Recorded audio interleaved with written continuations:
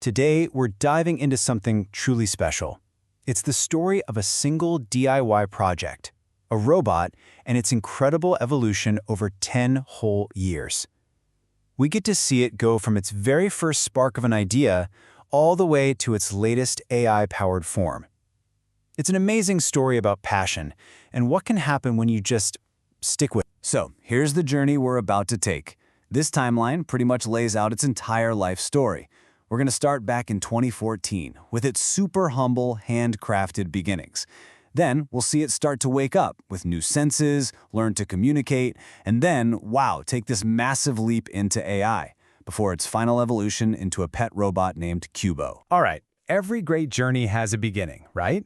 And for this robot, that journey kicked off in 2014. And not in some high-tech lab, but with that classic maker mindset. Just use what you've got and start building. You know, when you look at the creator's log from that first year, it was just this flurry of raw, hands-on experimentation. I mean, forget about expensive kits. We're talking prototypes made from the most basic stuff you can imagine. One version was made from a CD, another from a tin can, and yeah, even one from cardboard. This wasn't about getting it perfect on day one. It was about bringing an idea to life with pure, scrappy creativity. And really, that's the core lesson from this whole early phase, isn't it? You don't need a fancy state-of-the-art lab to invent something cool. You just need an idea and the guts to try and fail, and then try again with whatever you can get your hands on. Okay, so by 2017, the project takes its next massive step forward. The focus kind of shifts from just being an object to becoming a creation that could actually perceive the world around it. Basically, the robot was about to wake up. So the creator came up with this really fascinating concept they called amoeba sensing expression. By putting in sound, ultrasonic, and light sensors, the robot could suddenly react to things. And you can see this really clear, methodical process here. First, just get the idea working. Step 2, shrink it all down. And finally, step 3, make it tough enough to last. That's just beautiful engineering in action. So by 2019, just sensing things wasn't enough. The next logical step, of course, was interaction. This is the year the robot stopped just listening and started to find its own voice, both, literally and figuratively. This was a huge level up. The creator very cleverly integrated smart speaker tech and a special chip just for voice recognition.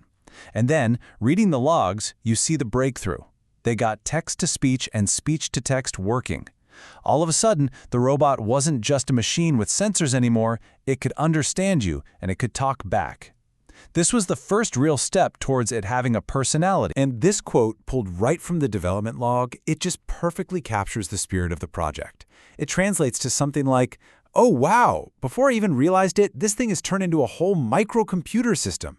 It's this awesome moment of self-awareness, It shows that even the creator was kind of amazed at how this simple hobby was just organically growing into something so much more powerful than they ever planned. Okay, so if giving the robot senses was like waking it up, and giving it a voice was like teaching it to speak, then 2024 was the year it got a mind. This is, without a doubt, the most revolutionary step in the whole story, the leap into artificial intelligence. And to make this happen, the creator didn't just plug into some generic AI. No, they custom-built an entire architecture to be the robot's new brain. They named it Kobo, and it was designed for one thing and one thing only, to be great at conversation. And here's where we see the really clever philosophy behind Kobo. See, the standard term for AI is Jingong Chuhui, or artificial intelligence. But the creator made up their own term, Gongren Chuhui, which means workers' intelligence. And this isn't just a cute name, it's a totally different way of thinking about what the AI is actually doing. So here's the crucial part. This is how it works. It's a team effort. The system uses the massive creative power of a model like GPT-AI to come up with a nearly endless supply of things to say, but it's the onboard worker's intelligence that actually does the work of picking and delivering that dialogue in a way that feels natural and responsive. It's not just artificial, it's smart and functional. And finally, after a whole decade of building and programming and dreaming, all of these separate systems, the body, the senses, the voice, the AI brain, they all come together. In 2025, the project is reborn in its final, polished form. Let's just pause on that for a second. 10+ years. From that first little prototype made from a CD all the way back in 2014 to this sophisticated little pet robot. This isn't just a project, it's a monument to long-term dedication. Now officially named Kubo, the robot got its final critical upgrades. It got autonomous movement, which is triggered by sound. Its body was perfected with detailed carving and some aluminum blocks for weight and balance. And its brain got a big upgrade to a modern ESP32 chip. It even has its own custom case. This isn't a prototype anymore. It's the real deal, a complete, polished creation. You know, when you look back, it is absolutely incredible to think that this intelligent, responsive little companion started out as a simple CD and some cardboard. It's just proof that the most amazing things often begin with the simplest actions. This whole journey started with a CD. So what will you start building today?